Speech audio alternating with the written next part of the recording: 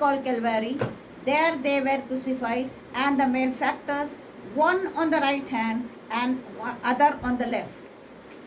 Then Jesus said, Father, forgive them, for they do not know what they do. And they parted his raiment and cast lots. And the people stood beholding, and the rulers also with them derided him, saying, He saved others, let him save himself, if he be Christ, the chosen one of God. And the soldiers also mocked him, coming to him and offering him vinegar, and saying, If thou be the king of Jews, save thyself. ಕನ್ನಡದಲ್ಲಿ ಓದುತ್ತೇನೆ. ಆತನ ಸಂಗಡ ಕೊಲ್ಲುವುದಕ್ಕಾಗಿ ದುಷ್ಟಕರ್ಮಿಗಳಾದ ಬೇರೆ ಇಬ್ಬರು ತೆಗೆದುಕೊಂಡು ಹೋದರು. ಅವರು ಕಪಾಲವೆಂಬ ಸ್ಥಳಕ್ಕೆ ಬಂದಾಗ ಅಲ್ಲಿ ಆತನನ್ನು ಆ ದುಷ್ಟಕರ್ಮಿಗಳನ್ನು ಶಿಲುಬೆಗೆ ಹಾಕಿದರು. ಒಬ್ಬನನ್ನು ಆತನ ಬಲಗಡೆಯಲ್ಲಿಯೂ ಒಬ್ಬನನ್ನು ಆತನ ಎಡಗಡೆಯಲ್ಲಿಯೂ ಹಾಕಿದರು. ಆಗ ಯೇಸು, ತಂದೆಯೇ, ಅವರಿಗೆ ಕ್ಷಮಿಸು. ಇದು ಮೊದಲ ವಾಕ್ಯ, ಏನೆಂದು ಅವರಿಗೆ ಕ್ಷಮಿಸು ಅಂತ. ಅದು ನೆಕ್ಸ್ಟ್ ಒಂದು ಏನು ಹೇಳ್ತಾರೆ, ತಾವು ಏನು ಮಾಡುತ್ತಾರೆ ಎಂಬುದನ್ನು ಅರಿಯದೇ ಅಂದನು. ಆ ಮೇಲೆ ಆತನು ಬಟ್ಟೆಯನ್ನು ಹಾಲು ಮಾಡಿ ಚೀಟು ಹಾಕಿದರು. ಜನರು ನೋಡುತ್ತಾ ನಿಂತರು. ಇದಲ್ಲದೆ ಅಧಿಕಾರಿಗಳು ಹಾಸ್ಯ ಮಾಡಿದರು. ಅವರು ಮತ್ತೊಬ್ಬರನ್ನು ರಕ್ಷಿಸಿದರು. ಅವನು ದೇವರಾರಿಸಿಕೊಂಡ ಕ್ರಿಸ್ತನು ಆಗಿದ್ದಾನೆ. ಇದನ್ನು ತಾನೇ ರಕ್ಷಿಸಿಕೊಳ್ಳಲಿ ಅಂದನು. ಸಿಪಾಯಿಗಳು ಆತನನ್ನು ಹಾಸ್ಯ ಮಾಡಿದರು. ಅವನು ಆತನ ಹತ್ತಿರ ಬಂದು ಹುಳಿ ಮದ್ಯವನ್ನು ತೋರಿಸಿ, ನೀನು ಯೆಹೂದ್ಯರ ಅರಸನಾಗಿದ್ದಾರೆ, ನಿನ್ನನ್ನು ರಕ್ಷಿಸಿಕೋ ಅಂದನು. ಆಮೇಲೆ ಇದರಲ್ಲಿ ಏನು ಹೇಳ್ತಾರೆ ಅಂದರೆ, ಯೇಸು ಕ್ರಿಸ್ತನು ಮುಂಚೆ ಮೊದಲು ಆ ಊರಲ್ಲಿ ಜನ ಎಲ್ಲ ಶಿಲುಬೆ ಏನಕ್ಕೆ ತೆಗೆದುಕೊಂಡಿದ್ದಾರೆ ಅಂದರೆ, ಆ ಕಾಲದಲ್ಲಿ ತಪ್ಪು ಮಾಡುವವರನ್ನು ಶಿಲುಬೆಗೆ ಹಾಕ್ತಾ ಇರುವಾಗ ಎಷ್ಟೇ ತಪ್ಪು ಮರಣದಂಡನೆ ಕೊಡುವ ರೀತಿಯಲ್ಲಿ ಅವರಿಗೆ ಶಿಕ್ಷಣೆ ಕೊಡ್ತಾ ಇದ್ರಂತೆ. ಆ ಶಿಲುಬೆಗೆ, ಆ ತಪ್ಪು ಮಾಡೋರಿಗೆ ಅದನ್ನು ಯೂಸ್ ಮಾಡ್ತಾ ಇದ್ದಾರೆ ಶಿಲುಬೆನ. ಆ ಶಿಲುಬೆನ ಯೇಸು ಕ್ರಿಸ್ತನು ತಪ್ಪು ಮಾಡಿದ್ದಾರೆ ಎಂದು ಸುಳ್ಳಾಗಿ ತೆಗೆದುಕೊಂಡೋಗಿ ಶಿಲುಬೆಗೆ ಹಾಕಿದರು. ಆದರೆ ಮುಂಚೆ ತಪ್ಪು ಮಾಡೋರಿಗಾಗಿದ್ದ ಶಿಲುಬೆ ಯೇಸು ಕ್ರಿಸ್ತನು ಶಿಲುಬೆಗೆ ಹಾಕಿದ ಮೇಲೆ ಅದು ರಕ್ಷಣೆ ಶಿಲುಬೆಯಾಗಿ ಮಾರ್ಪಡಿಸಿತು. ಆಮೇಲೆ ಅದು ಏನು ಶಿಲುಬೆ? ರಕ್ಷಣೆಯ ಶಿಲುಬೆಯಾಗಿ ಮಾರ್ಪಡಿತು. ಈಗ ಎಲ್ಲರೂ ಕ್ರಿಸ್ತನ ಚಿಹ್ನೆಯಾಗಿ ಅದನ್ನು ಉಪಯೋಗಿಸುವುದಕ್ಕಾಗಿ ಎಲ್ಲರೂ ಕ್ರಿಶ್ಚಿಯನ್ ಎಂದು ಹೇಳಿದರೆ ಶಿಲುಬೆಯನ್ನು ತೋರಿಸ್ತಾರೆ.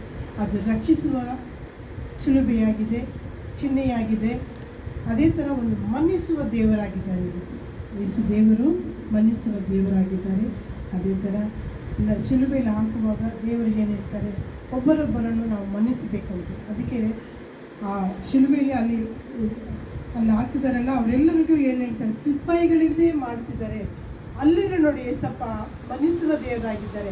ಅವರು ಮಾಡಿವ ಎಲ್ಲ ಅದ್ಭುತ ಕಾರ್ಯಗಳನ್ನು ಎಲ್ಲ ನೋಡ್ಕೊಂಡು ಬರ್ತಾರೆ. ಎಲ್ಲ ಶಿಷ್ಯರು ನೋಡ್ತಾರೆ, ಎಲ್ಲ ಜನಗಳು ನೋಡ್ತಾರೆ. ಎಲ್ಲ ನೋಡ್ಕೊಂಡು ಬಂದಾಗಲೂ ಏಸಪ್ಪ ನೋಡ್ತಾನೆ ಬರ್ತಾ ಇರ್ತಾರೆ. ಆದರೂ ಆಗ ಅಲ್ಲಿ ಆ ಶಿಲುಬೆಯಲ್ಲಿ ಹೇಳ್ತಾರೆ, ಅವರಿಗೆ ಗೊತ್ತಿಲ್ದಿರ ನನ್ನನ್ನು ಶಿಲುಬೆಗೆ ಹತ್ತಿಸಿದ್ದಾರೆ, ಅವರನ್ನು ಮನ್ನಿಸಿದ ಯೇಸು ದೇವರ ಅವರನ್ನು ಮನ್ನಿಸಿ ದೇವರೇ, ಅವರು ಏನಂತ ಅರಿಯದಂತೆಯೇ ಇದ್ದಾರೆ ಅಂತ ಹೇಳುವಾಗ, ನಾವು ಈ ಪ್ರಪಂಚದಲ್ಲಿ ಬಾಳುವಾಗ ಮತ್ತೊಬ್ಬರನ್ನು ಮನ್ನಿಸುವ ಹಾಗೆ ನಾವು ಬಾಳಬೇಕು. ಕುಟುಂಬದಲ್ಲಿ ಎಷ್ಟೋ ವಿರೋಧಗಳು, ಕಷ್ಟಗಳು, ದುಃಖಗಳು, ಎಷ್ಟೋ ಒಬ್ಬರಿಗೊಬ್ಬರು ಇರುವಾಗ ಈ ವಾಕ್ಯವನ್ನು ಓದುವಾಗ ಪ್ರತಿಯೊಬ್ಬ ಮನುಷ್ಯನು ಯೇಸುವಾಗಿ ಬಾಳುವರು, ಯೇಸುವನ್ನು ತೆಗೆದುಕೊಂಡು ಜೀವಿಸುವ ಒಬ್ಬೊಬ್ಬರು ಮನುಷ್ಯರು ಮನ್ನಿಸಬೇಕು. ಮನ್ನಿಸಲಿಲ್ಲ ಅಂದರೆ ದೇವರ ಜೀವನದಲ್ಲಿ ಬಾಳುವುದಕ್ಕೆ ಅವ್ಯರ್ಥವಾಗಿ ನಾವು ಇದ್ದೀವಿ ಎಂದು ನಾವು ತಿಳಿದುಕೊಳ್ಳಬೇಕು. ಅದೇ ಥರ ಹಳೆ ಒಡಂಬಡಿಕೆಯಲ್ಲೂ ಅಷ್ಟೇ ಆದಿಕಾಂಡ 33:3 ಆದಿಕಾಂಡ 33:4 ಅಧ್ಯಾಯ. Before them, and bowed himself to the ground 7 times until he came near to his brother and fell on his neck. ಅಣ್ಣ ಬರುವಾಗ, ಅಣ್ಣ ನಿಂತಿರ್ತಾರೆ, ತಮ್ಮ ಬಂದಾಗ ಇಬ್ಬರು ಹಗ್ ಮಾಡ್ತಾರಂತೆ. ಆ ಹಗ್ಗಿನಲ್ಲಿ ಎಷ್ಟು ದೊಡ್ಡ ಒಂದು ವಿಚಾರ ಅದ್ಭುತ ಇದೆ ಅಂದರೆ, ಏಸಪ್ಪ ಎಷ್ಟು ಯಾಮಾರಿಸಿ ಹೋದರೂ ಕೂಡ ಅವನು ಬಂದಿದ ತಕ್ಷಣ ಒಂದು ಮನ್ನಿಸುವ ಒಂದು ಮನಸ್ಸನ್ನು ಕೊಟ್ಟು ತಮ್ಮನಿಗಾಗಿ ಅವನು ಇಬ್ಬರು ಒಂದಾಗಿ ಬಂದು ಆಗಿ ಮನ್ನಿಸಿ ತನ್ನ ಜೀವನವನ್ನು ಸಾಗುತ್ತಾರೆ. ಪ್ರತಿಯೊಂದು ವಿಚಾರದಲ್ಲೂ ಅಷ್ಟೇ ಯೋಸೇಫನು ಅವರು 9 ಅಣ್ಣ ತಮ್ಮಂದಿರ ಜೊತೆಯಲ್ಲೂ ಅಷ್ಟೇ, ಯೋಸೇಫನೂ ಅಷ್ಟೇ ಅವನು ತನ್ನ ತಮ್ಮನನ್ನು ಅಣ್ಣಂದಿರನ್ನು ಅವರ ಊರಿನಲ್ಲಿ ಎಲ್ಲ ಬರಗಾಲ ಬಂದಾಗ ಊಟಕ್ಕೂ ಇಲ್ಲದಂತಾಗ ಯೋಸೇಫನನ್ನು ತಮ್ಮನನ್ನು ತಳ್ಳಿಬಿಡ್ತಾರೆ. ಅವನು ಒಂದು ಇದಕ್ಕೆ ಹೋಗಿ ಆ ದೇಶದಲ್ಲಿ ದೊಡ್ಡ ರಾಜನಾಗಿರ್ತಾನೆ.